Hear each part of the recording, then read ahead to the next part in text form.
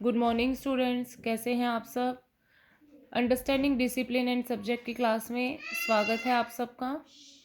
आज हम unit first का फर्स्ट टॉपिक अनुशासन डिसिप्लिन के बारे में पढ़ेंगे। अनुशासन अनुशासन जीवन में अत्यंत आवश्यक है। अनुशासन हमारे जीवन को संयमित एवं नियंत्रित करता है। अनुशासन के माध्यम से ही जीवन संतुलित बनता है और विकास करता है। अर्थात अनुशासन का अर्थ है नीति नियमों का पालन करना। अनुशासन का अर्थ विभिन्न संदर्भों में लगाया जाता है, जो कि विभिन्न संकायों के लिए आवश्यक होता है। अगर विद्यालय के रूप में देखा जाए तो अनुशासन सभी विभिन्न विषयों की क्रमबद्धता एवं व्यवस्था के रूप में भी देखा जाता है।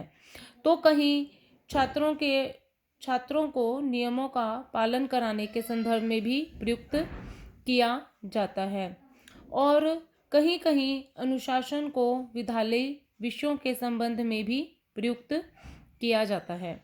अतः अनुशासन की अवधारणा व्यापक है। भारतीय तथा पाश्चात्य परिकल्पना के अनुसार अनुशासन सदैव विद्यालय अथवा शिक्षा से संबंधित शिक्षकों एवं प्रशासकों के चिंतन का विषय बना रहा है। अनुशासन की अवधारणा केवल भारत में नहीं, पूरे विश्व में समाहित है। अनुशासन देश की उन्नति एवं बालकों के विकास में रीढ़ की हड्डी का कार्य करता है। अनुशासन केवल विद्यालयों को ही नहीं, वरन राष्ट्र को जीवित रखने के लिए एक आवश्यक साधन है। परंपरागत शब्द अनुशासन डिसिप्लिन अंग्रेजी शब्द डिसाइपुल से बना लिया गया है। यह एक लैटिन भाषा का शब्द है जिसका अर्थ है सीखना। आधुनिक युग में डिसिप्लिन का अर्थ है व्यवहारों में नियमबद्धता से लिया जाता है, जो कि आत्मनियंत्रण एवं समुचित प्रशिक्षण से आती है। और भारतीय परिकल्पना के अनुसार अनुशासन संस्कृत का शब्द है। शासन शब्द के साथ अनु उपसर्ग लगाकर इस शब्द की रचना हुई है। शासन शब्द शश धातु से बना है। शश का अर्थ होता है स्वेच्छापूर्वक नियमों तथा नियंत्रण को स्वीकार करना। इसे आत्म संयम भी कहा जाता है। स्वामी विवेकानंद के अनुसार अनुशासन शब्द का अर्थ चित्त की एकाग्रता से है। हमारे विभिन्न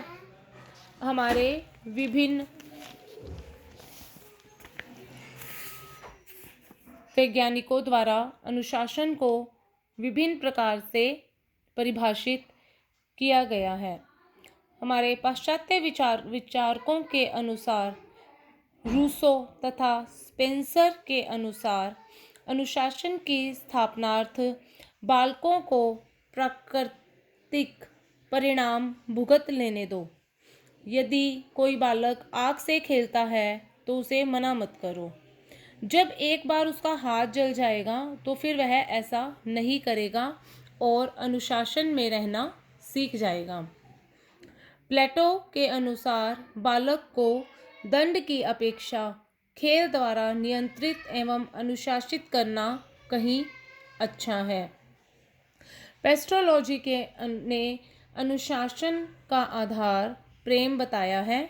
उनके अनुसार अनुशासन प्रेम पर आधारित है और प्रेम से नियंत्रित होता है। बागले के शब्दों में बालक नासमझ होता है। उसे इतनी लंबी रस्सी मत दो कि उसे में गला डालकर वह आत्महत्या कर ले। टीपी नन्न के अनुसार अनुशासन उसे कहते हैं जिसके द्वारा व्यक्ति अपने आवेगों को व्यवस्था के अधीन करता है, जिससे अस्त व्यस्तता के स्थान पर शिष्टाचार तथा निपुणता की स्थापना की जाए। W.M. रायबर्न के मत में अनुशासन उसे कहते हैं जिसके अंतर्गत सच्चा अनुशासन स्वीकारात्मक एवं रचनात्मक होना चाहिए, नकारात्मक या विनाशकारी नहीं। इसके द्वारा निर्माण होना चाहिए, तोड़फोड़ नहीं। संवेगात्मक नियंत्रण का लक्ष्य चरित्र का निर्माण है और चरित्र निर्माण एक रचनात्मक प्रक्रिया है। इसकी वांछित आवश्यकताएं दमन और शक्ति नहीं बल्कि अभिव्यक्ति और विवेकपूर्ण उत्तरदायीकरण है।